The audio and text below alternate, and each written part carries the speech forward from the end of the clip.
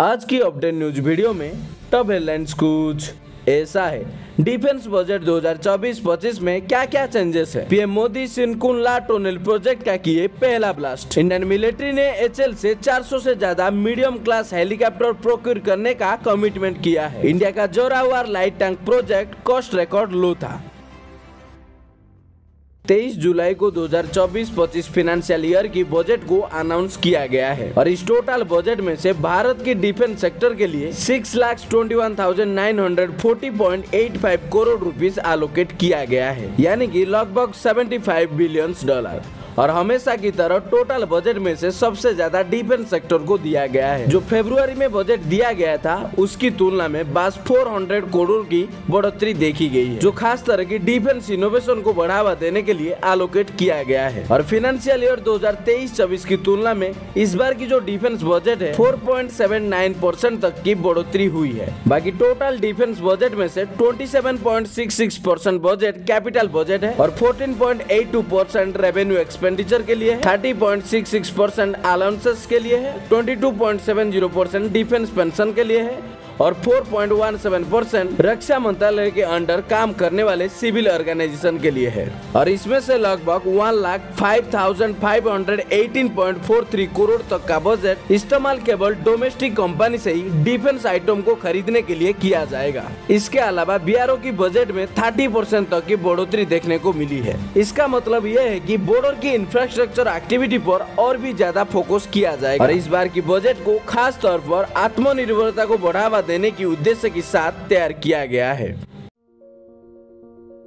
Prime minister Narendra Modi 26 जुलाई को Q Kargil war memorial visit किए हैं और उन वीर जवानों को श्रद्धांजलि दी जिन्होंने अपनी जान देश की सेवा में कुर्बान कर दिए हैं। Prime minister virtually Shinku La tunnel project का पहला ब्लास्ट भी किए। 26 जुलाई 2024 को 25th कारगिल विजय दिवस की मौके पर प्रधानमंत्री Narendra Modi Q Kargil war memorial पर सुबह लगभग 9:20 बजे श्रद्धांजलि दिए उन वीरों जवानों को जिन्होंने अपनी जान देश की सेवा में कुर्बान कर दिए हैं। सिनकुन-ला टनल प्रोजेक्ट में 4.1 किलोमीटर लंबी ट्विन ट्यूब टनल बनाई जाएगी जो लगभग 15,800 फीट की ऊंचाई पर नीमू पदुम परछा रोड पर होगी ताकि लेह को हर मौसम में कनेक्टिविटी मिल सके।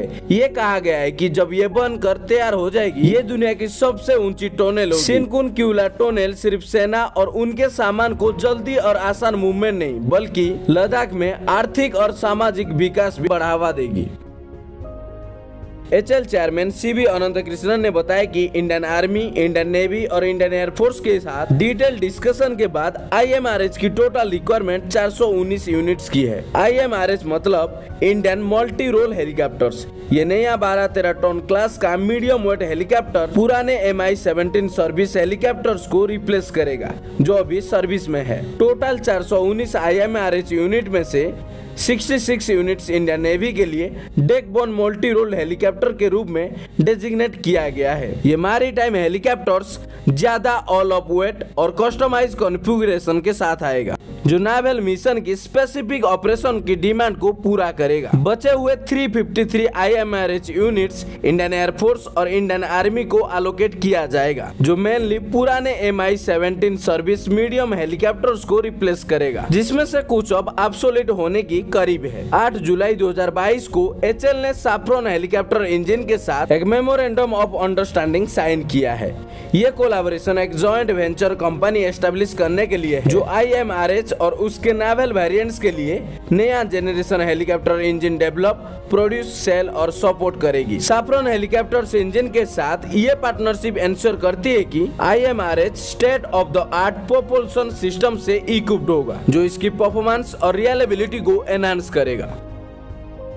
डिफेंस मैन्युफैक्चरिंग में सेल्फ रिलायंस की तरफ एक सिग्निफिकेंट स्ट्राइड लेते हुए इंडिया ने सफलता से पहला prototype Zorawar light tank roll out किया है। इंडियन डिफेंस मिनिस्ट्री ने कंफर्म किया है कि ये पहला प्रोटोटाइप का पूरा डेवलपमेंट और प्रोडक्शन सिर्फ 234.5 करोड़ रुपीस की remarkable low cost per complete हुआ है। ये अचीवमेंट खास तौर पर नोटवर्दी है क्योंकि प्रोजेक्ट का टाइमलाइन एक्सपेडिटेड था। ड्राइंग बोर्ड से लेकर पहला प्रोटोटाइप सिर्फ 2 2 साल में हुआ है। जोरावर टैंक इंडियन आर्मी के लिए एक गेम चेंजर बनने वाला है, खासकर हाई अल्टीट्यूड रीजन में। जोरावर एक high powerful Belgian Cockerill 105 mm high pressure gun और एक रोबोस्ट 750 HP कुमिंस इंजन से इक्विप्ड है, जो सुपेरियर फायर पावर और मोबिलिटी के लिए डिजाइन किया गया है। टैंक का हॉल पूरी तरह से DRDO ने LNT के साथ मिलकर इंडिजनाइज किया है, जो डोमेस्टिक डिफेंस टेक्नोलॉजी में एक सिग्निफिकेंट माइलस्टोन है। आगे देखते हुए प्रोडक्शन फेज 2027 में शुरू होने की संभावना है, जिसका estimated unit cost total project expenditure का लगभग 10% होगा। ये कॉस्ट इफेक्टिव होगा। ये कॉस्ट इफेक्टिव अप्रोच इंडिया की कमिटमेंट को हाईलाइट करता है एक स्ट्रॉन्ग डिफेंस इंडस्ट्रियल बेस बनाने के लिए,